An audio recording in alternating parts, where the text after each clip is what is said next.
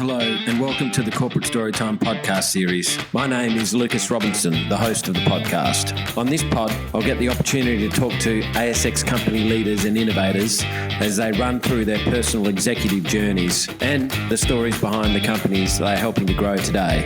I'll be leveraging my experience as a former stockbroker and my current role with investor relations consultancy, Corporate Storytime. But enough of that. For now, let's gather round, come in close, and let me tell you a story.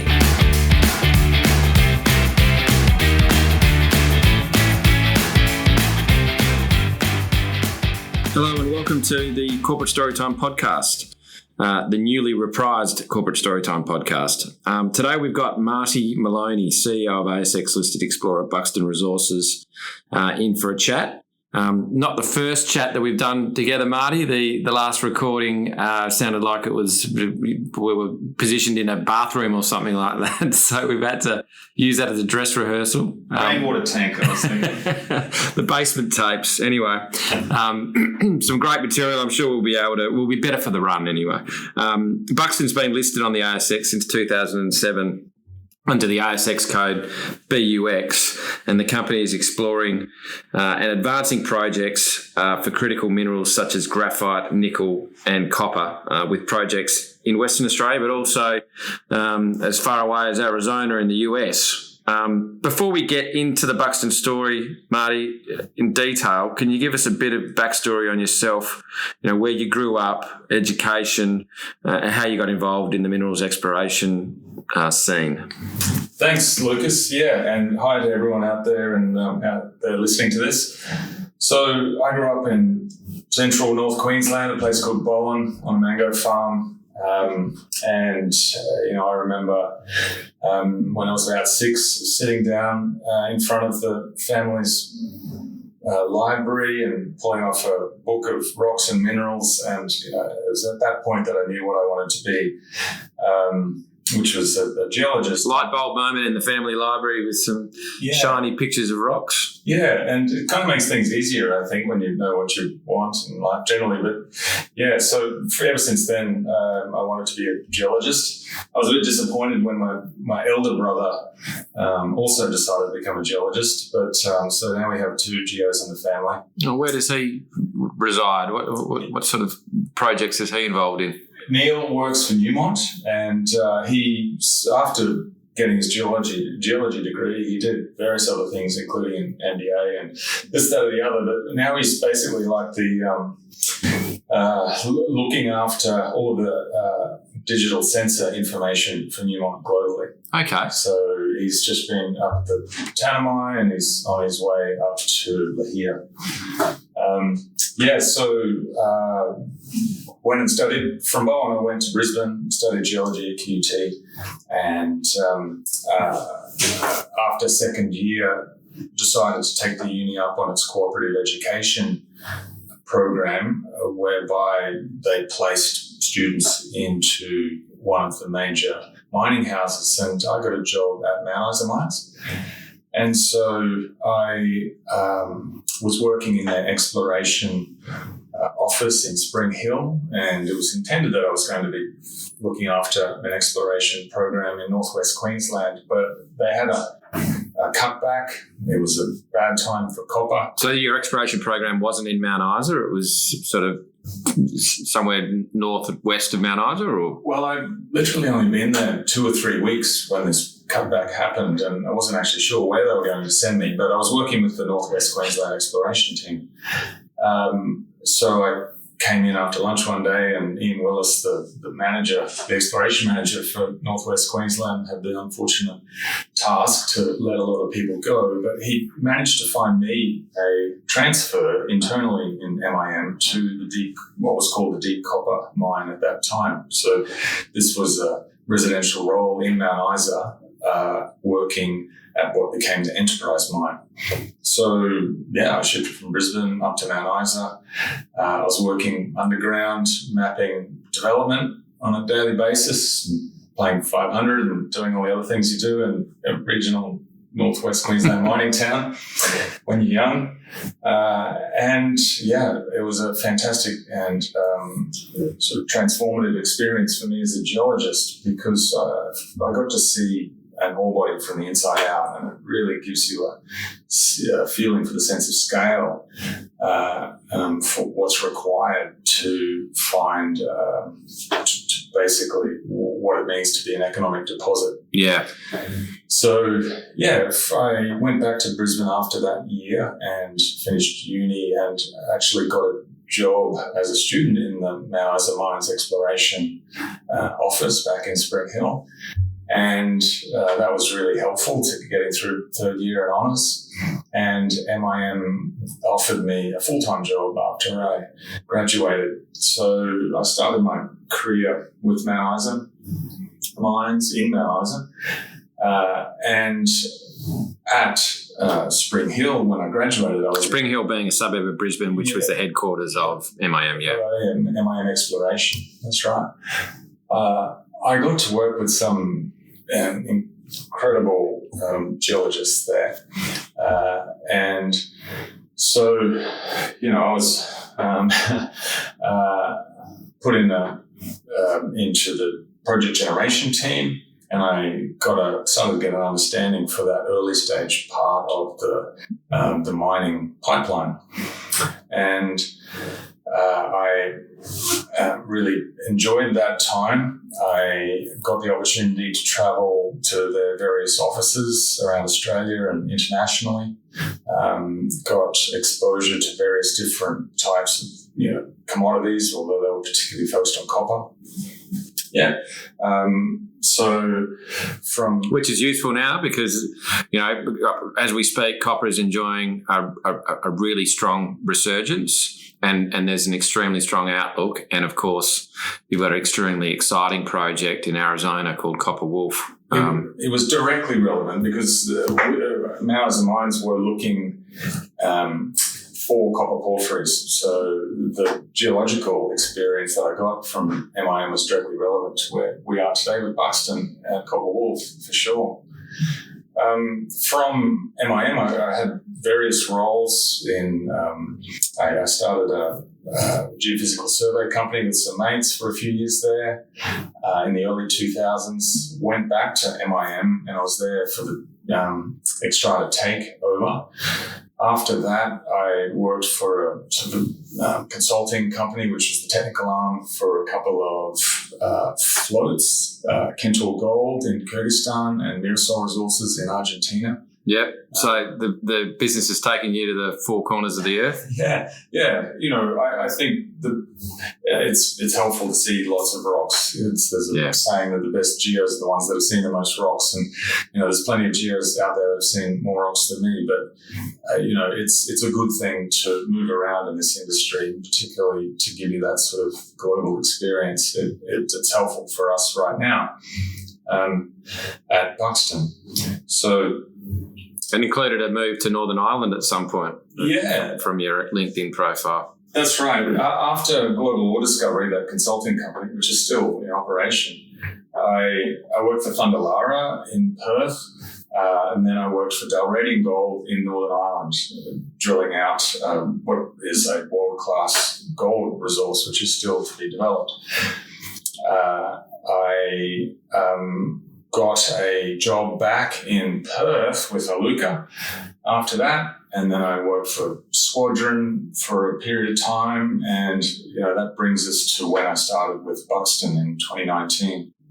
So at that time, Buxton had just done a deal with IGO on the West Kimberley project. Buxton, several years earlier, had made a discovery in the West Kimberley of an orthomagmatic nickel sulfide system called Merlin. It was at their Double Magic project. It's a fantastic demonstration of their project generation capabilities. They predicted that there would be this type of mineralization in the ruins dolerite when there were quite... at that time, there was no known nickel in that unit. So it really defined a whole new belt. And Buxton had the commercial now sense to pick up as much ground as they could along the Ruins Dolomite, and that made it really attractive to a company like IGO, who could bring their balance sheet to bear, in a regional exploration play. So Buxton explored it from the inside out, and they took it as far as they sensibly could, and then they did a deal with IGO and basically handed over all of their exploration equipment, most of their ground, and several of their people, and gave IGO a turnkey operation. And Buxton needed new projects. And so I started with that task in hand in about April, I think it was, in 2019. By June, we'd identified the Copper Wolf project as being an area with a historical copper resource, which was apparently open for pegging. This is in the United States, and they're by this time you'd also developed a pretty strong working relationship with the technical team at IGO. Mm-hmm. And of course, they've now become joint venture partners of the Copper Wolf project as well. Yes, IGO. We have a number of joint ventures with IGO, and we like them as a JV partner because once they get going, they leave no stone unturned. So they do systematic, high quality geoscience. They make significant investments into greenfields exploration. And we have a very close and effective working relationship. So they've done a great job up in the West Kimberley, and just last year made the Dogleg discovery. And it's by virtue of that systematic approach that led them there. It took them several years. It's a part of the world where you can only work for a relatively short field season because of the weather. They did moving loop 1 year, and they came back and drilled the next, and they made this discovery. So it's really refocused them to, they'll be spending much more time in the West Kimberley, I expect. Yeah, they're an excellent partner. There's no doubt about that. Yes, with an outstanding track record for major value-adding exploration work and making new discoveries. I suppose, this is probably a reasonable time to point out that we're sitting here in January in 2024 in the new year. And looking back on 2023, you mentioned the success at Dogleg, but what are the other sort of major highlights for Buxton, over the last 12 months? And then we can probably move into what you're looking forward to achieve over the course of the next 12 months or this calendar year. Yeah, we've had a really big year in 2023. We've had an outstanding technical success at Copper Wolf, where we've demonstrated that we've got a porphyry system there which can deliver both on grade and in terms of scale. We've also demonstrated that our graphite bull project can provide battery anode material, and that there is a substantial resource upside there, just waiting for a drill rig. And IGO has made the Dogleg discovery. So, it's been an outstanding year for Buxton in 2023. And looking forward, each of those three projects are going to see drilling. So, and two of them, Graphite Bull and Dogleg, that drilling will be resource-focused drilling. I don't think Buxton's been in a position previously where I can say that it's got at least two and possibly three projects which are going to have resource drill outs this year. So, that's a fantastic outcome. At Graphite Bull, we are working with the Native Title Group to expand our clearances to pave the way to do the resource drilling there. Just remind us what the current resource is at Graphite Bull. Graphite Bull is one of the world's highest grade graphite deposits, 4 million tonnes at 16%. And we've done deep sensing electromagnetics that shows that we've got significant resource expansion potential in terms of the tonnes, but also that gives us an indication that there could well be higher grade part to that system below the current level of drilling. So one of our first priorities is to really see if we can prove that that's the case at Graphite Ball. So, yeah. And you mentioned your test work from a metallurgical point of view. The material seems amenable to upgrading to, battery grade anode material. It handles really well. It seems like every time we touch Graphite Ball, it gets better. We've gone through several phases of concentrate flotation test work, and it's for very little energy input, we get excellent grades and excellent recoveries.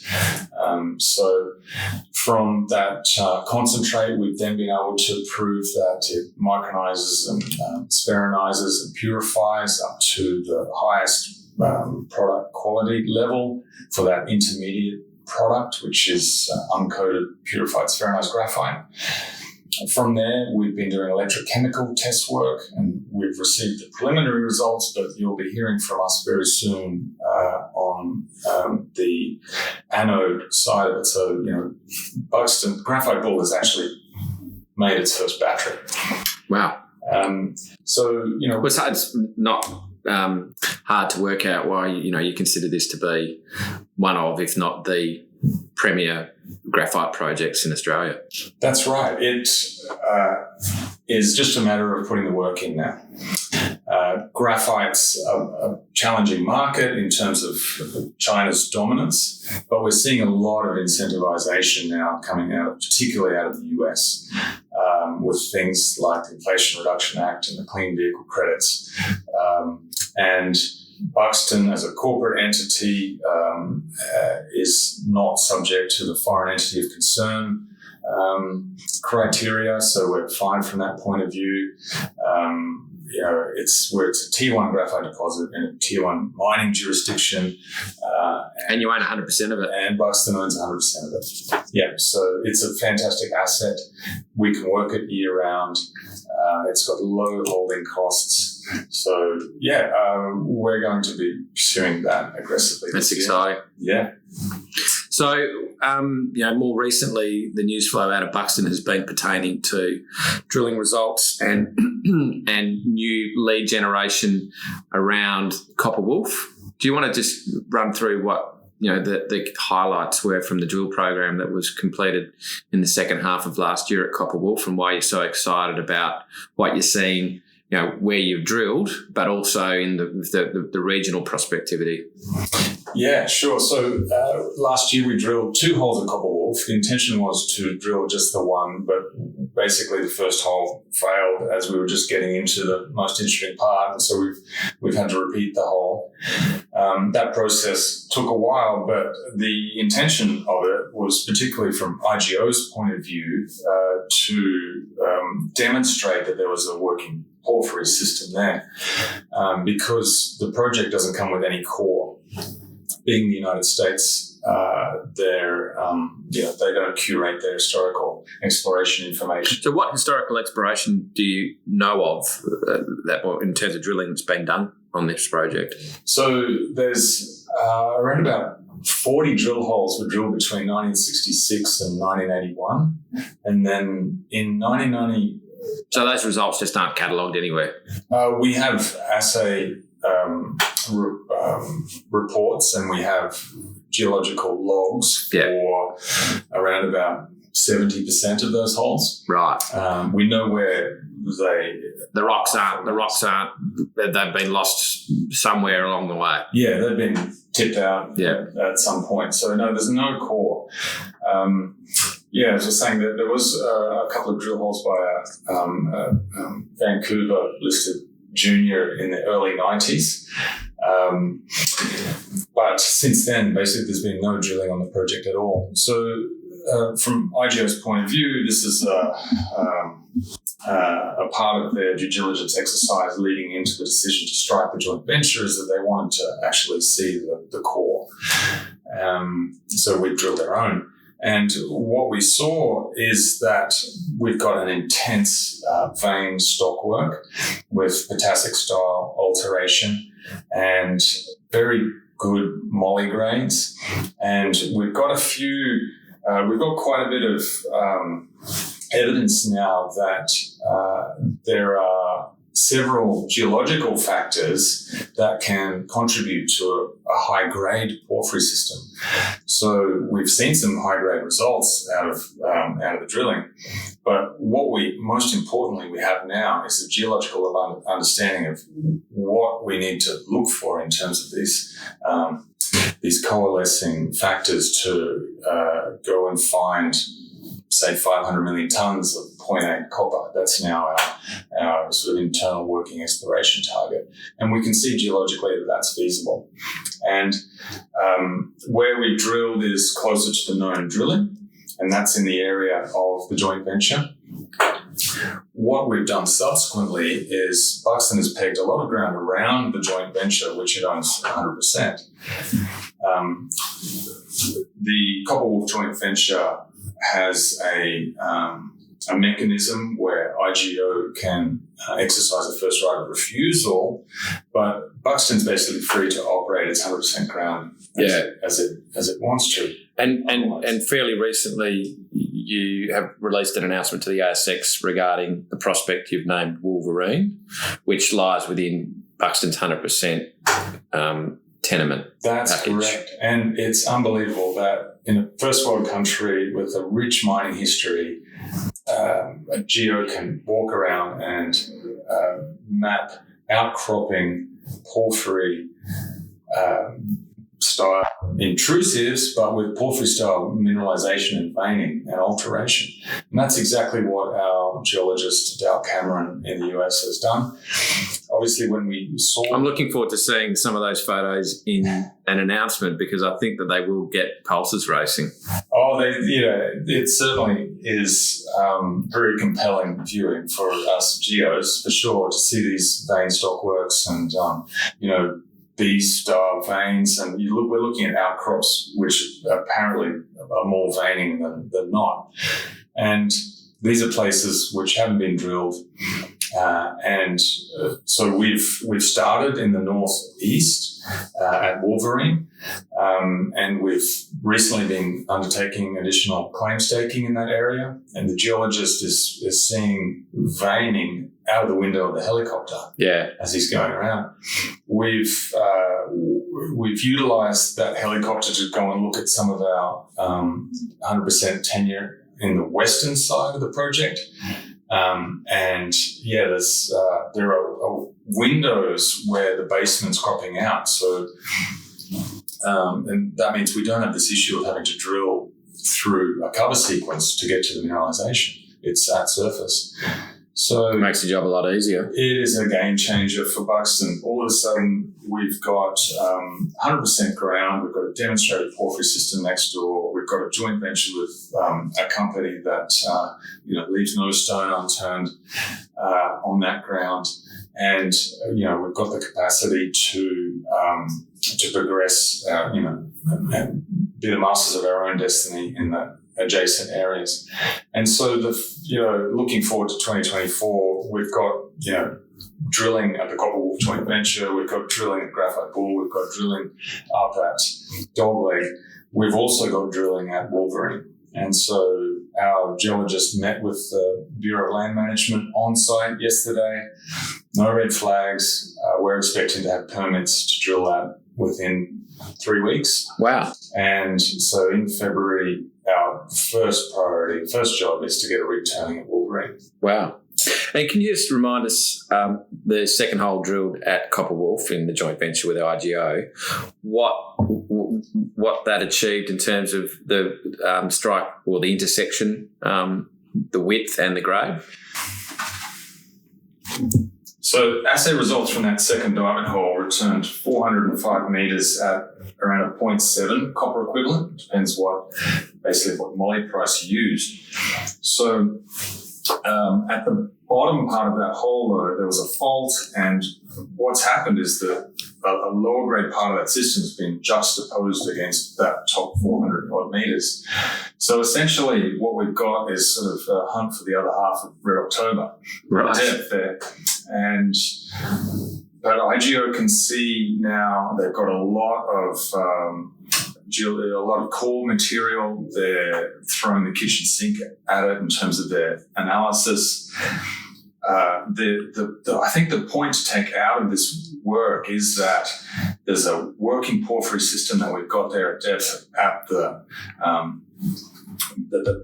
part of that system that we've drilled, that we can see that there's intense vein stock work. We've got things like really reactive host rocks, like mafic host rocks. So where that vein stock work intersects a thicker part of that mafic rock is, those types of concepts are now going to be driving IGO's forward program. And we've got the capacity now to leverage that information for Buxton's own purposes as well. So, the logical thing to do is we can see, say, for instance, the direction that those porphyries are heading. These are dike-like things, tabular. And we can see that they're striking off to the northeast. And if we look off to the northeast, we can see that the basement rocks are exposed, the volcanic basin, the edge of it's in that direction. So, and you're saying that Buxton's pegged some of that ground to the northeast? Yeah. 100%? Yes. So the staking process in the US takes a while. You've literally got to go on the ground and put the pegs down. So we've done that for an extra package of ground the week before last. Those claims will be lodged and we'll see them digitally in the system, but basically we know we've got that ground secured now.